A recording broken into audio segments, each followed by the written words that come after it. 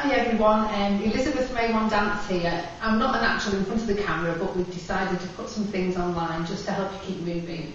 Obviously, please do be careful. We can't accept responsibility because, obviously we can't see what you're doing.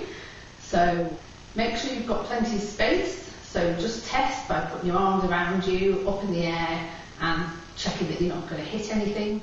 Wearing clothing that you can move easily in, and any footwear that you need as well. So trainers or, obviously if we're doing a piece of ballet, well then you've got your ballet shoes.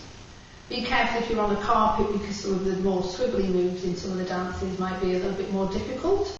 If children are following the routines, please do supervise them, and obviously they are online, so be careful with that. Any adults exercising alone, we would recommend that you ring a friend first and tell them roughly how long you're going to be, and then you can check in with them later.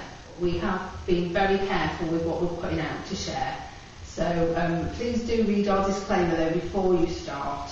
There are a few things obviously that you do need to be aware of. To see our full release and disclaimer, please visit our website on www.a1dance.co.uk, and you can find it on the resources page.